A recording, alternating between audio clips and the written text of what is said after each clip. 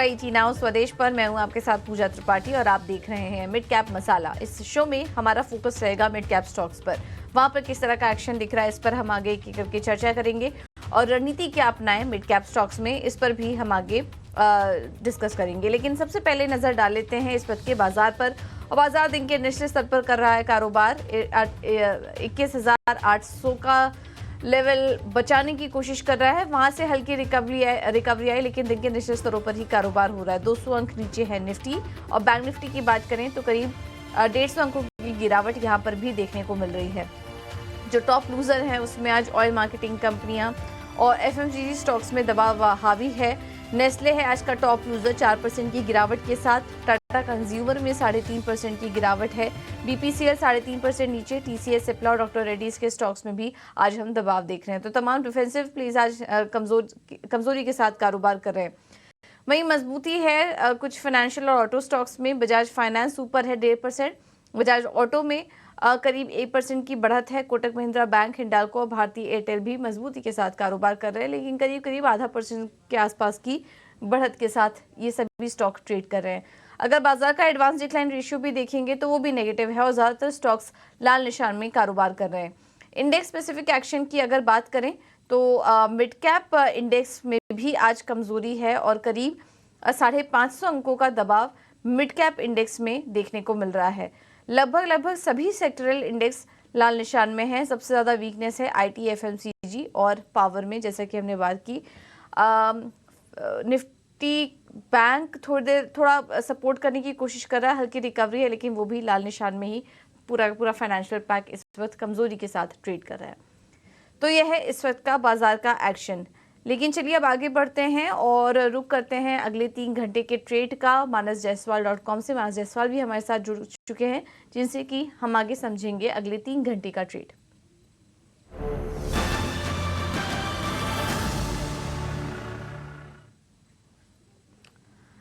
मानस, क्या व्यू बन रहा है अभी आपका? बाजार पर कमजोरी हावी है और एक के बाद एक जो अहम सपोर्ट लेवल्स है वो बाजार तोड़ रहा है।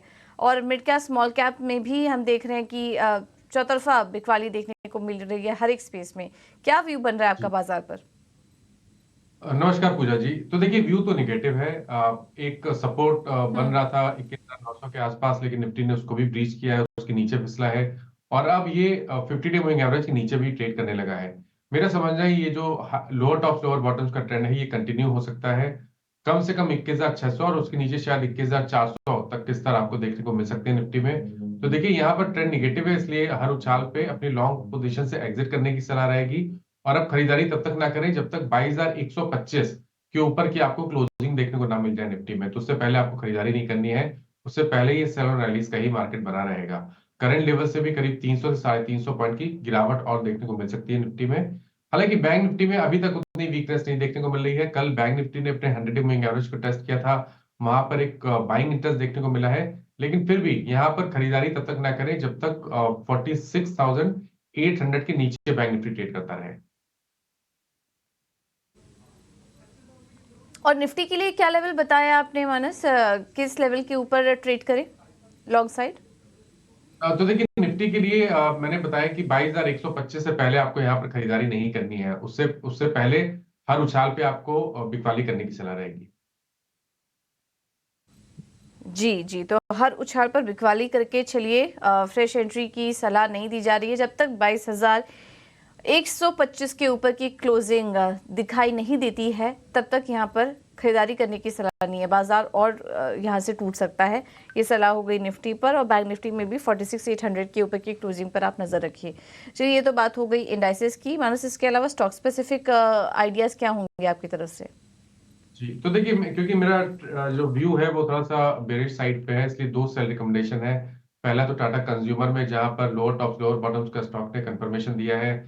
स्टॉक अपने 50 डे मूविंग एवरेज के नीचे भी अब फिसल गया है, तो यहाँ पर बिकवाली करने की सलाह रहेगी। 1161 का आपको स्टॉप लॉस लगाना है और 1120 1120 तक के टारगेट देखने को मिल सकते हैं टाटा कंज्यूमर में। और दूसरा स्टॉक है सन टीवी का, जहां पर एक फ्रेश ब्रेकडाउन देखने को मिला है और स्टॉक पहले से ही अपने 200 डे मूविंग एवरेज के नीचे ट्रेड कर रहा था। तो यहाँ पर भी बिकवाली करने की सलाह रहेगी 586 के स्टॉप लॉस से 560 के टारगेट के लिए। ठीक है, तो सन टीवी में बिकवाली कीजिए और टाटा कंज्यूमर में भी बिकवाली करने की सलाह है। 1120 के टारगेट के लिए स्टॉप लॉस होगा 1161 का। चलिए अब आगे बढ़ते हैं और आज के मिड कैप में एक्शन कहां पर दिखाई दे रहे हैं वो एक एक करके आपके सामने रखेंगे 3 विंडो के जरिए। धानी सर्विसेज है पहला स्टॉक, शेयर में आज 2% से भी ज्यादा की तेजी है इस कमजोर बाजार में भी। सब्सिडरी की गुरुग्राम में नए प्रोजेक्ट लॉन्च की योजना, उसके बाद हमने देखा यहाँ पर एक तेजी दिखाई दे रही है। एचजी इंफ्रा में भी अच्छी तेजी, जोधपुर वितरण निगम से ऑर्डर मिला है कंपनी को, 1000 करोड़ का ऑर्डर मिला जिसके बाद 2.5% चढ़ा ये स्टॉक।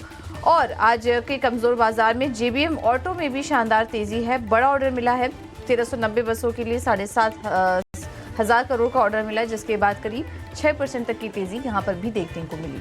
ये तो हैं आज के मेगा एक्शन वाले स्टॉक्स, लेकिन इसके अलावा एक्शन कहाँ पर दिखाई दे रहा है ये भी समझ लेते हैं। हमारे साथ अंश जुड़ चुके हैं पूरा का पूरा मिड कैप एक्शन आपके सामने रखने के लिए। अंश, गुड आफ्टरनून, बताइए। Good afternoon. तो सबसे पहले हम शुरुआत करेंगे खबरों वाले शहरों से और यहाँ पे हम सबसे पहले बात करेंगे इज माई ट्रिप के बारे में। तो कंपनी ने जूम कार के साथ करार किया है जिसके चलते कंपनी अब सेल्फ ड्राइव कार्स और pre book on demand book कर सकती है। इसके साथ साथ अशोक लेलैंड भी फोकस में रहेगा। -0 के साथ करार किया है जिसके चलते कंपनी अभी सेल्फ ड्राइविंग ट्रक डेवलप करने के लिए डेवलप कर पाएगी। साथ ही साथ अबाउट इंडिया भी फोकस में है। विवेक कामत ने एमडी के पद से इस्तीफा दे दिया है। आगे बात करेंगे पॉपुलर व्हीकल की। आज आईपीओ की लिस्टिंग हुई है और बीएसई पे कुछ 292 रुपए प्रति शेयर पर लिस्ट हुआ है। हालांकि ये लिस्ट कुछ 1% डिस्काउंट पर हुआ है। साथ ही साथ एससीआई लाइन की भी लिस्टिंग हुई है और यहाँ पे हम देख रहे हैं कि एनएसई पर 46.7 रुपीस प्रति शेयर पर लिस्ट हुआ है। अब बात करते हैं मिड कैप थीम स्टॉक्स के बारे में और यहाँ हम देख रहे हैं कि ऑटो एंसिलरी स्टॉक्स में भारी बिकवाली होती हुई नजर आ रही है। सबसे पहले बात करते हैं एक्साइड इंडस्ट्री की। इसका चार्ट देखें तो स्टॉक ने इस साल के लोएस्ट लेवल पे टच कर दिया है। साथ ही साथ 100 लेवल के डीएमए से नीचे भी फिसलता हुआ नजर आ रहा है। साथ में हमें यहाँ पे संदर और टेलब्रो ऑटो में भी बिकवाली होती हुई नजर आ रही है। इंफ्रा स्टॉक में भी हमें बिकवाली दिख रही है और यहाँ हमें एनसीसी, हिंदुस्तान कंस्ट्रक्शन और रैम की इंफ्रा जैसे स्टॉक नजर आ रहे हैं, जिसमें से एनसीसी में ये तीसरा सेशन है जब बिकवाली नजर आ रही है और हिंदुस्तान कंस्ट्रक्शन का चार्ट देखें तो 100 डीएमए के नीचे गिरता हुआ दिख रहा है। मिड कैप लूजर्स की बात करें तो सबसे पहले पतंजलि नजर आ रहा है जो कि 3 सेशन की खरीदारी के बाद जाकर इसमें हमें बिकवाली नजर आ रही है। दूसरा एस्ट्रल है जो 100 डीएमए के नीचे फिसल चुका है। एलएनटी टेक्नोलॉजी और हिंदुस्तान पेट्रोलियम भी है।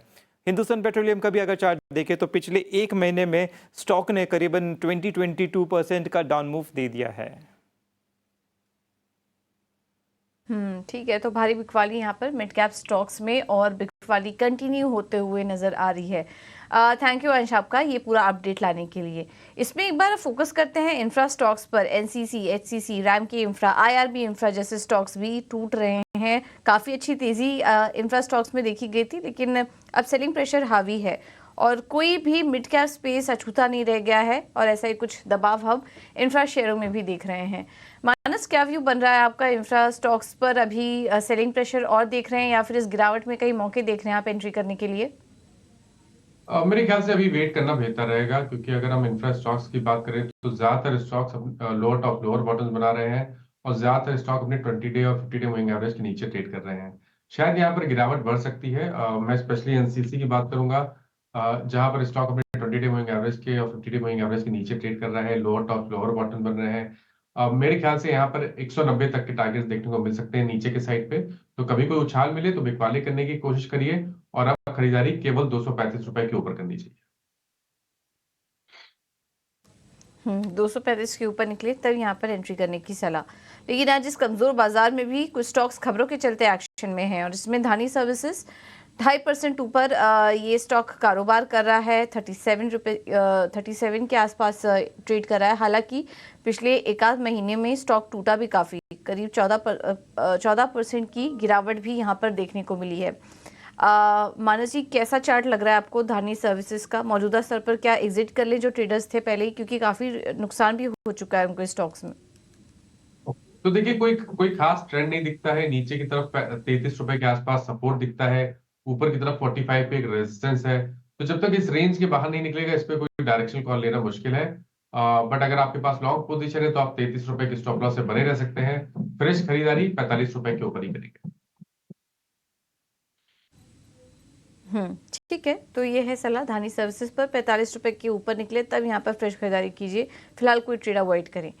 HG इंफ्रा, हम थोड़ी देर पहले इंफ्रा स्टॉक्स के बारे में बात भी कर रहे थे, लेकिन ये एक स्टॉक है इंफ्रा स्पेस में जो कि हरे निशान में कारोबार कर रहा है 2% ऊपर। और यहाँ पर भी खबर आई है, कंपनी को ऑर्डर मिला है करीब 1026 करोड़ की कॉस्टिंग के साथ ये ऑर्डर HG इंफ्रा को मिला है। 2% ऊपर है ये स्टॉक। मानस, अपने हाईज के आसपास ये स्टॉक कारोबार कर रहा है। जिनकी होल्डिंग पहले की हो, अभी उन्हें निकल जाना चाहिए मुनाफा बुक करके, या फिर और तेजी के लिए बने रह सकते हैं? देखिए, कंसोलिडेशन है और ये कंसोलिडेशन 200 मूविंग एवरेज के ऊपर हो रहा है। ऊपर की तरफ 990 पे रेजिस्टेंस है, तो जब तक 990 के ऊपर नहीं निकलेगा तब तक कोई बहुत बड़ा मूव की आपको उम्मीद नहीं करनी चाहिए। लेकिन नीचे की तरफ 200 मूविंग एवरेज और 850 की रेंज में एक सपोर्ट दिखता है। तो अगर आपके पास लॉन्ग पोजीशन है तो 850 के स्टॉप लॉस से आप पोजीशन को होल्ड कर सकते हैं। ठीक है, तो ये है जरा HG इंफ्रा पर। अब आगे बढ़ते हैं और एक और सेगमेंट का रुख करते हैं हमारे, वो है ऑप्शन के चैंपियंस।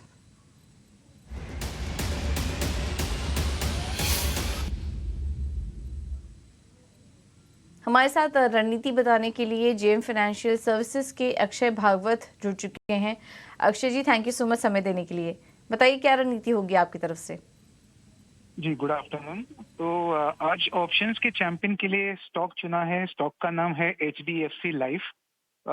633 का करंट मार्केट प्राइस है और जो डेरिवेटिव्स और टेक्निकल पैरामीटर्स है वो सजेस्ट कर रहा है कि स्टॉक में थोड़ा तेजी और हो सकता है करंट रेट से। 670 680 तक आपको मार्च में टारगेट्स बनते हुए दिख रहे। तो उसके चलते रणनीति बनानी है वेनिला कॉल बाइंग की। स्ट्राइक रहेगा 640 का और करीबन 7 से 7.5 रुपए के प्रीमियम में आपको ये कॉल बाय करनी है। इसमें आपको टारगेट बना के चलना है। फर्स्ट टारगेट 13 का, सेकंड टारगेट बनेगा अराउंड 16 और ये ट्रेड में आप 3 रुपए का स्टॉप लॉस बनाए। तो जो लॉट साइज है इसका 1100 का है, तो एब्सोल्यूट प्रॉफिट पोटेंशियल बनेगा करीबन 8,800 का और रिस्क का स्टॉप लॉस बनेगा 4,400 का।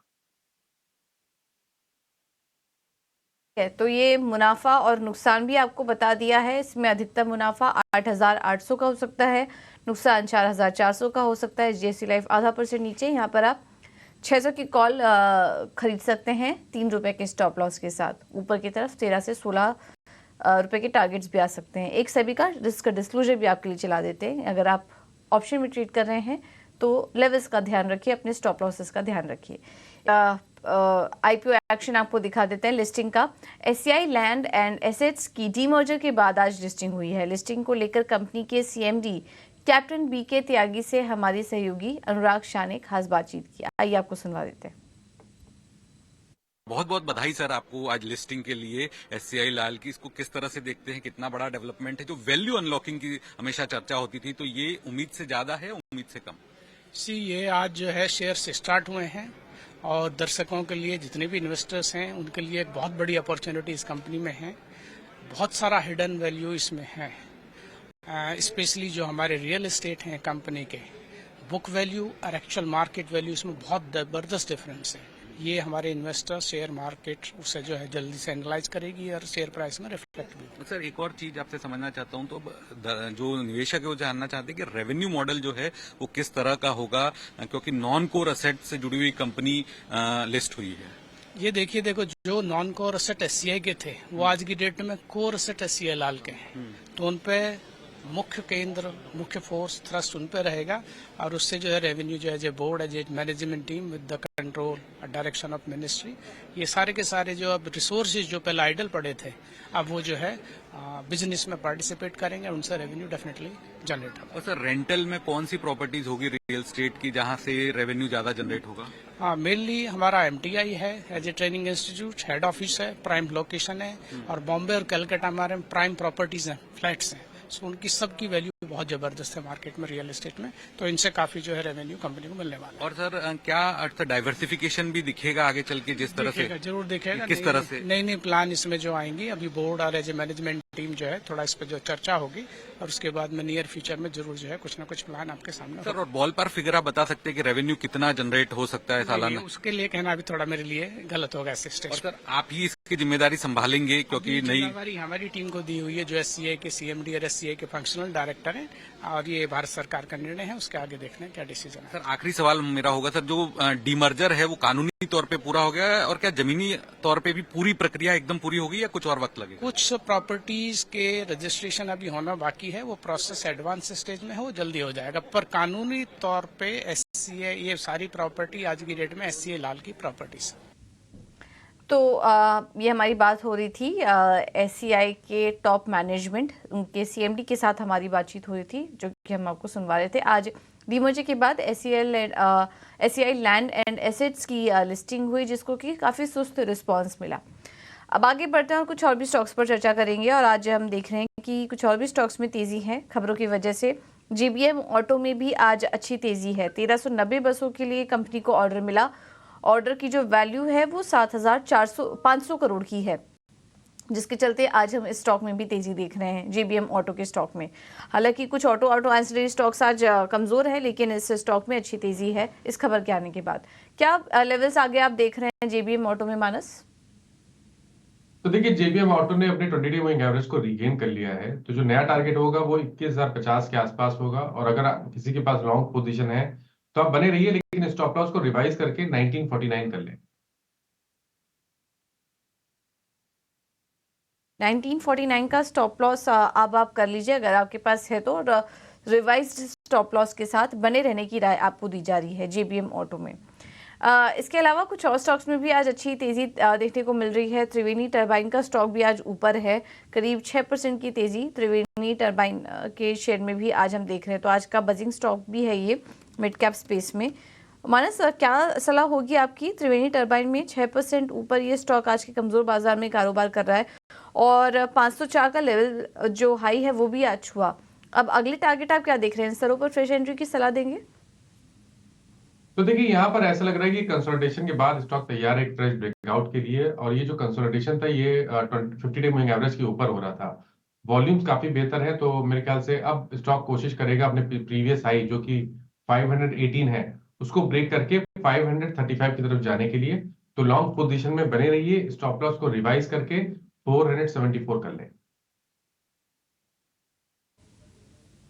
ठीक है, 474 का स्टॉप लॉस की सलाह आपके लिए त्रिवेणी टरबाइन में, और होल्ड करिए स्टॉक को।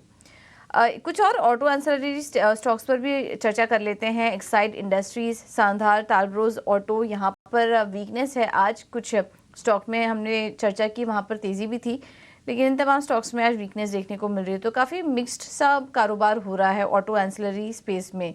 मानस, क्या व्यू बन रहा है आपका? कहीं पर और करेक्शन देख रहे हैं? एक्साइड इंडस्ट्रीज है, सांधार, टालब्रोज ऑटो, कोई स्टॉक है जहाँ पर क्या आप और वीकनेस देख रहे हैं? जी, तो देखिए, एक्साइड में जरूर मेरे पास व्यू है। यहाँ पर लोअर टॉप फ्लोर बटन बन रहे हैं। स्टॉक ने एक फ्रेश ब्रेकडाउन के साइन दिखाए हैं और अब आप उम्मीद कर सकते हैं कि स्टॉक अपने 200-डे मूविंग एवरेज जो कि 280 है उसकी तरफ जाने की कोशिश करेगा। तो मेरे ख्याल से तो अगर उसको उछाल मिले तो अपनी लॉन्ग पोजीशन से निकलने की कोशिश करिए और नीचे की तरफ आप 280 रुपए तक के भाव देख सकते हैं। ठीक है, तो यहाँ पर शॉर्ट साइड के लिए ट्रेड ले सकते हैं। 280 के लेवल्स आ सकते हैं, तो कोई उछाल में निकलने की कोशिश कीजिए अगर आप लॉन्ग साइड यहाँ पर है तो। चलिए अब आगे बढ़ते हैं और रुक करते हैं हमारे अगले सेगमेंट का, मिड कैप के महारथी।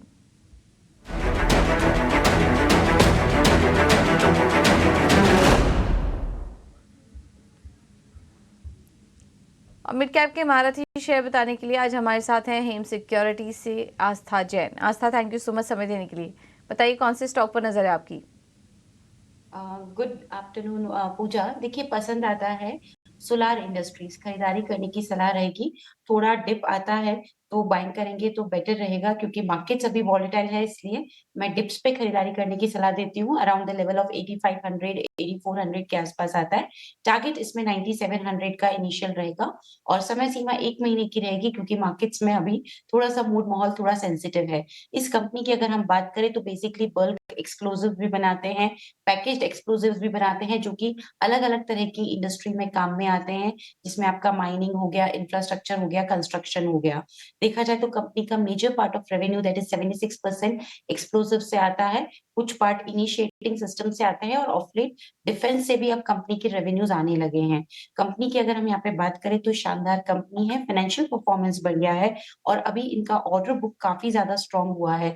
कुछ समय पहले डिफेंस में भी बड़े-बड़े ऑर्डर इस कंपनी को मिले हैं। तो जिस तरह की ऑर्डर बुक कंपनी के पास है, मुझे लगता है कि कंपनी की जो फ्यूचर फाइनेंशियल विजिबिलिटी है वो काफी ज्यादा मजबूत रहेगी आगे चलते हुए भी। खरीदारी करने की सलाह रहेगी इस काउंटर को बाइंग और डिप्स की स्ट्रैटेजी के साथ 8500 के आजू-बाजू में। टारगेट इसमें हम 9700 का रख सकते हैं और क्योंकि एक मीडियम टर्म पर्सपेक्टिव से मैं ये कॉल दे रही हूँ, तो समय सीमा यहाँ पे 1 महीने तक भी रखी जा सकती है। ठीक है, तो ये है सलाह आस्था जी की। 1 महीने के लिए आप सोलर इंडस्ट्रीज पर नजर रखिए 9700 के लक्ष्य के लिए। ऑलराइट आस्था जी, बहुत बहुत धन्यवाद आपका, और मानस जी आपका भी बहुत बहुत धन्यवाद आज समय देने के लिए और इन स्टॉक्स पर रणनीति सुझाने के लिए। चलिए अब